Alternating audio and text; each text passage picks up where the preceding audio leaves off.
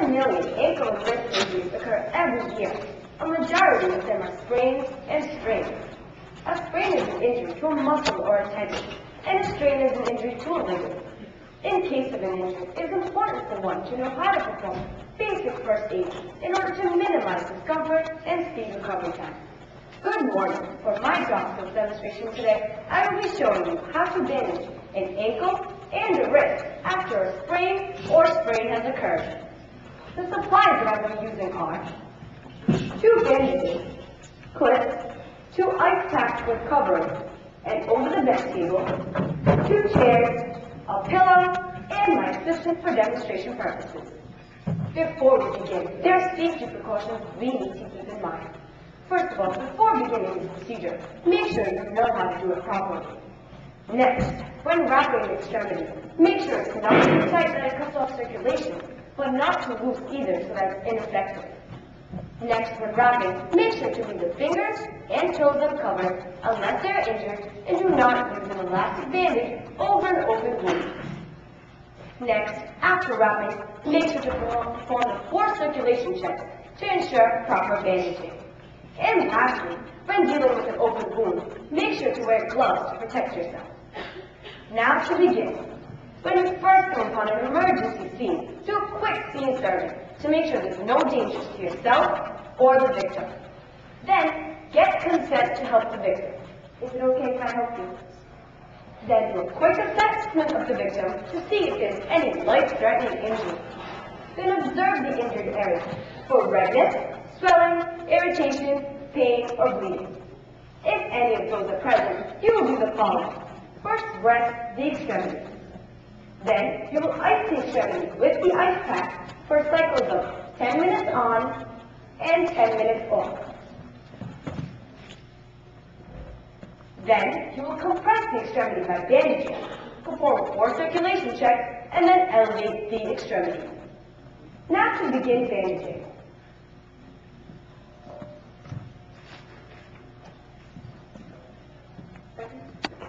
To begin bandaging the ankle, you will first anchor the bandage by wrapping it around the ankle 2 times. You will then do the figure 8 method to go around the foot and the ankle 2 times. This provides additional support.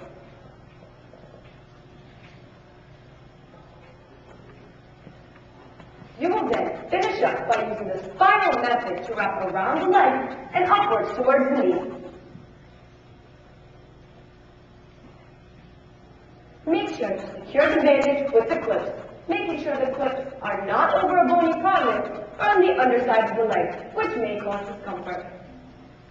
After bandaging, you are now ready to do the 4 checks. First, make sure it's not too loose or too tight by asking the victim. How does it feel? Then, you will check the temperature. To do this, feel the skin with your hand. If the skin feels cold, this is because of decreased circulation due to inappropriate bandaging. Next check is the color check. Visually observe the skin to make sure it's not pale or cyanide, which is blueness caused by decreased circulation, because this will be an indication of improper bandaging. And lastly, you will do the blanching check. To do this, press down the nail bed with your finger. Watch the pink turn to white.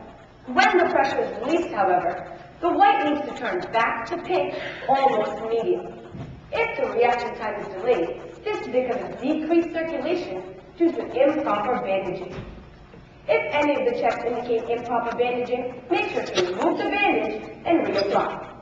When checks come back okay, you will then elevate the extremity. Now to bandage the wrist. You will first anchor the bandage by wrapping it around 2 times.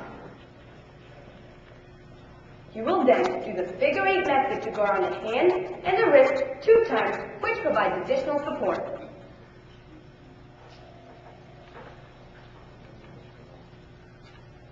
You will then finish up by using the spiral method to wrap it around the arm and going upwards towards the elbow.